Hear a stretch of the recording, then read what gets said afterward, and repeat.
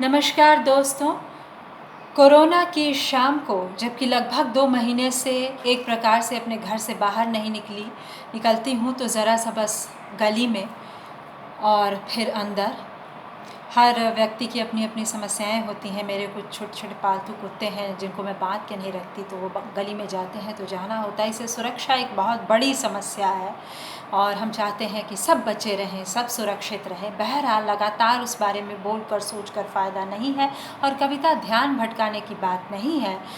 बहुत कुछ है कविता एक बहुत बड़ा आंदोलन है, कविता एक हथियार है, कलम नहीं तलवार है ना।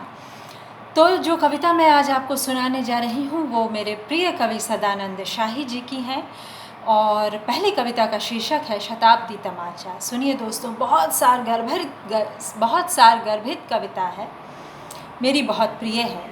और मैं यहाँ बता दूँ कि मेरे साथ ये हुआ था कि जब मैं सनी बफलो में पढ़ती थी तो मेरा एडमिशन जो है वो एकदम अकारण रद्द कर दिया गया। मेरा लगभग हासिल ग्रीन कार्ड ड्रॉप करवाने के बाद मेरी स्टडी परमिट का प्रपोज़ल रद्द कर दिया गया एक जर्मन प्रोफेसर की शिकायत पर, जो कि दरअसल मेरा पीछा कर रहे थे। बहरहाल विश्वविद्यालय की राजनीति बहुत बड़ी है, कभी हम उस पर बात करेंगे अकादमिक राजनीति पर, लेकिन फ़िलहाल ये कविता, इसकी पृष्ठभूमि मैं नहीं जानती हूँ, लेकिन मैंने इसको इस तरह से रिलेट किया कि मैंने उसका विरोध किया इस तरह कि मैंने चिट्ठियाँ भी लिखी थी और तमाम चीज़ें बाद में शुरू में तो मुझे पता ही नहीं था और मैंने जाकर भी कैंपस में विरोध किया था। बहरहाल मैं वहाँ 6 साल से रह रही थी, तो जब वहाँ पहुँची तो पता चला कि I am suddenly without status. शताब्दी तमाचा, वह कोई मामूली तमाचा नहीं था। एक महान विश्वविद्यालय के महान शताब्दी वर्ष में एक शिक्षक के गाल पर एक छात्र के हाथों पड़ा महान तमाचा था, झन्नाटेदार। वह कोई मामूली तमाचा नहीं था। एक महान विश्वविद्यालय के महान शताब्दी वर्ष में एक शिक्षक के गाल पर एक छात्र के हाथों पड़ा महान तमाचा था, झन्नाटेदार। झन्नाटा इतना ज़ोरदार था कि कला संकाय की बूढ़ी दीवारें यकबयक झंझना उठी थीं। परिसर के पेड़ कांप उठे थे, सहम कर उड़ गए थे पखेरू, और अध्यापक तमाचे की परिभाषा कर रहे थे कि खुले हुए पंजे का गाल पर वार है, कि खुले हुए पंजे का गाल पर वार है तमाचा। गाल और पंजे के बीच होने वाली ज़ोरदार टक्कर है तमाचा। बहस में तमाचे को जायज़ ठहराया जा रहा था। बहस में तमाचे को जायज़ ठहराया जा रहा था क्योंकि राष्ट्रवादी तमाचा था, यह सांस्कृतिक तमाचा था, यह इतिहास बदलने वाला तमाचा था। यह सांस्कृतिक तमाचा था, यह इतिहास बदलने वाला तमाचा था। नालंदा के शिखर पर गिद्ध के पुनरागमन का जय घोष था। आखिरकार 21वीं शताब्दी में इस महान विश्वविद्यालय के किसी शिक्षक के गाल पर पड़ा पहला तमाचा था। यह इस महान तमाचे के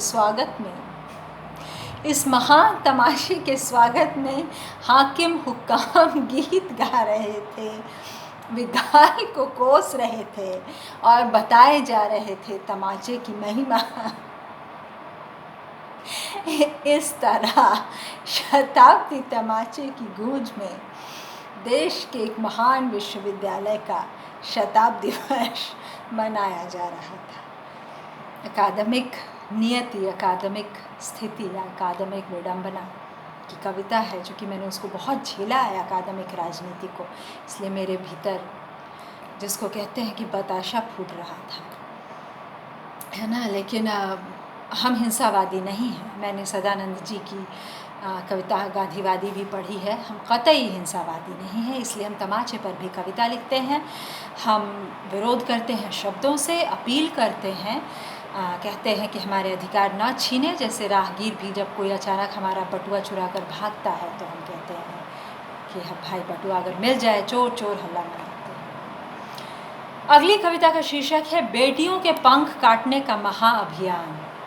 बेटियों के पंख काटने का महाअभियान। वह सबसे पुराने और सबसे पवित्र शहर की सुबह थी। एशिया के सबसे बड़े विश्वविद्यालय में सबसे बड़ा झूठ एशिया के सबसे बड़े विश्वविद्यालय में सबसे बड़ा झूठ गढ़ा गया, फिर बोला जाने लगा, अद्भुत साहस के साथ गढ़ा गया झूठ। क्या कविता है, मतलब इतनी खूबसूरत ये कविता है। इसको पढ़ के मुझे वो सुकून हो रहा है, क्योंकि इसी तरह से उस जर्मन प्रोफेसर ने गढ़ा एक झूठ, है ना, कि बल्कि मैंने उसे हैरेस किया। कवि झूठ बोल रहे थे, आलोचक झूठ बोल रहे थे, आचार्य झूठ बोल रहे थे, बृहस्पति झूठ बोल रहे थे, शुक्राचार्य झूठ बोल रहे थे। सब ने घोषित कर दिया था कि वे ही हैं कपिल, कणाद या कि शंकराचार्य, वे सब झूठ थे। हमारे देश के इतिहास में विधवाओं को जलाया भी गया है, और अगर आपने घट श्राद्ध उपन्यास पढ़ा है अनंत मूर्ति का, तो आप जान सकते हैं कि अगर एक विधवा प्रेम करती है तो क्या होता है, अगर वह गर्भ धारण करती है तो क्या होता है ना। इसलिए इन पंक्तियों को मैं दोबारा पढ़ूंगी। ये स्त्री के पक्ष में लिखी गई पंक्तियां हैं। आलोचक झूठ बोल रहे थे, आचार्य झूठ बोल रहे थे, बृहस्पति झूठ बोल रहे थे, शुक्राचार्य झूठ बोल रहे थे। सब ने घोषित कर दिया था कि वे ही हैं कपिल, कणाद या कि शंकराचार्य, वे सब झूठ थे। वे सब के सब द्रोणाचार्य थे। बेटियों के पंख काटने का महाअभियान चल रहा था, जिसमें वे सब शामिल थे। वे सब द्रोणाचार्य थे। सब उनका है, कबूतर भी उनका, संदेश भी उनका, बाँचेंगे वही, सुनाएंगे वही, बताएंगे वही, समझाएंगे वही, बुझाएंगे वही, उड़ाएंगे वही, सजाएंगे वही, नचाएंगे वही, है ना। तो ये थी कविता बेटियों के पंख काटने का महाअभियान। आशा है आपको भी उतनी ही पसंद आएगी, आपको भी वह आंतरिक शांति देगी यह कविता, है ना। आपकी बेचैनी को थोड़ा, आपके दुख को थोड़ा कम करेगी, जैसे मेरे दुख को इसने किया है। इस आशा के साथ धन्यवाद दोस्तों। कृपया लाइक और सब्सक्राइब करें।